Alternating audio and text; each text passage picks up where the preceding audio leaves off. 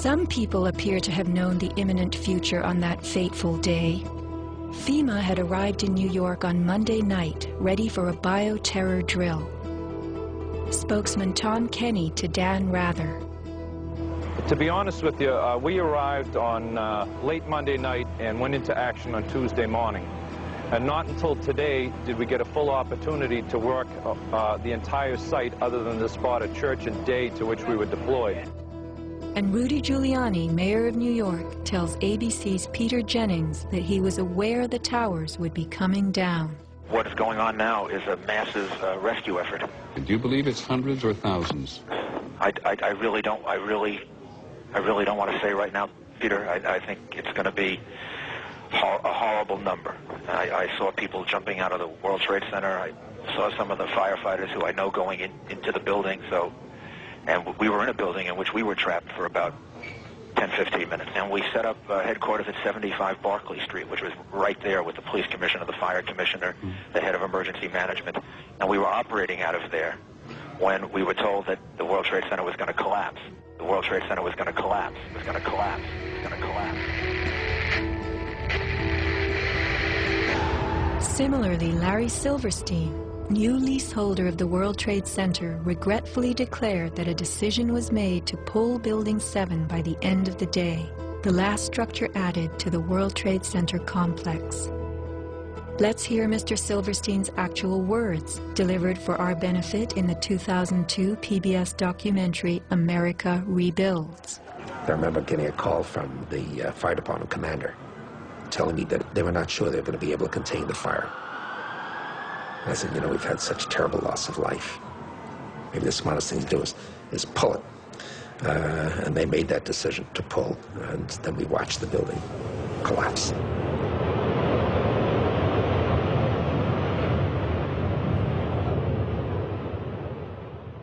Blast, shoot, blow, and pull are terms used in the demolition industry to refer to bringing down buildings, bridges, and other structures. Because I actually blew the hospital down that I was born in.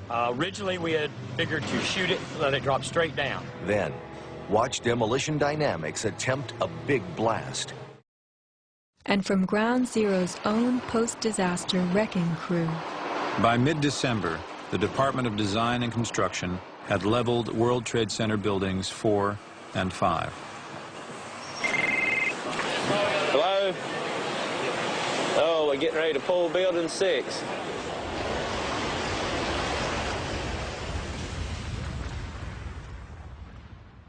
Silverstein, a commercial real estate tycoon with international political connections, acquired a 99-year lease on the World Trade Center complex in the spring of 2001. Throughout the summer, he reworked the insurance policies on his new property, making sure that it was covered for acts of terrorism.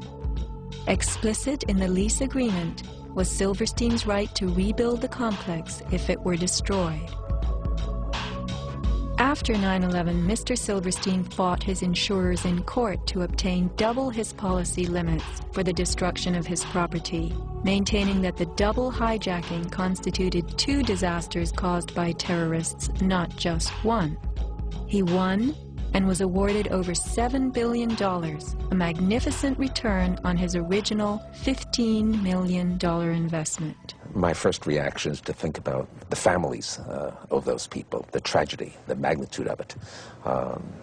However, I firmly believe that we should rebuild.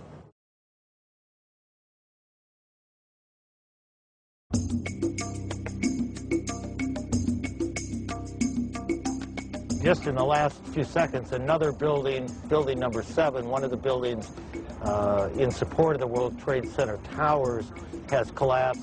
World Trade 7, functioning as the command center for the complex, housed giant diesel backup and oxygen systems, the mayor's protected emergency bunker, and offices for the CIA, Secret Service, Department of Defense, and Securities and Exchange Commission. Its other tenants were insurance companies, brokerages, and banks. No plane hit Building 7, but at 5:20 p.m. on September 11th, it collapsed in a heap on the ground. Some damage to Building 7 is said to have been caused by debris from Tower 1. Though this New York Times article tells us Building 7 burned like a giant torch, the only visuals that exist are of unidentified smoke and a few small fires. Compare this to the wallops sustained by World Trade Center 3, 4, 5, and 6. Positioned right below the towers, damage to the surrounding World Trade Center buildings was infinitely worse. Still, the structures held up. But somehow, rescue workers knew that Building 7 would fall. You hear that? Keep your eye on that building. It'll be coming down soon. A 47-story skyscraper, Building 7 folded neatly in 6.5 seconds. A textbook descent right into its footprint. Silverstein Properties now tells us that its owner was referring to the team of firefighters inside the building when he spoke of the decision to pulling the firemen out of harm's way. However, there were no firefighters in Building 7, according to FEMA, NIST, and Fire Chief Frank Fellini. They were ordered out at 11:30 that morning. 6 hours later, the building came down. You know, we heard this sound that sounded like a clap of thunder. Turned around, it looked like there was a shock wave ripping through the building, and the windows all busted out. And you know, it was horrifying. About a second later, the bottom floor caves out, and the building followed after that. Radio host Alex Jones notes the mark of a classic implosion. This is a photo taken 1 second into Building 7's collapse. Notice the crimp. If we look at other controlled demolitions, we see that they first blow one of the central columns so the building falls in on itself. If you don't do this, the building falls outward and can damage surrounding structures. Building 7 had a classic crimp or wedge. Its central column was blown out first, so it didn't structurally damage buildings just a few feet away from it. Remember the mayor's emergency bunker? Ensconced on the 23rd floor of Building 7, it was retrofitted with superglass, water, oxygen, and its own generator. But Mayor Giuliani chose to find emergency shelter elsewhere on September 11th. Why Building 7? Even the media and its experts were confused. The History Channel interviews structural engineer Ramon Gilsans, who points out the obvious crimp and even speaks of the implosion. Engineers are not just focusing on the Twin Towers.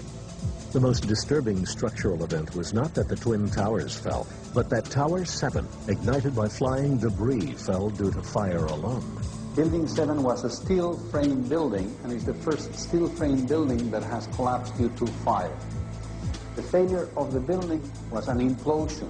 It failed completely different than Towers 1 and 2, in which the floors failed first. Why Building 7? Let's ask the question again. As the WTC command center, was it the hub for the 9/11 plan?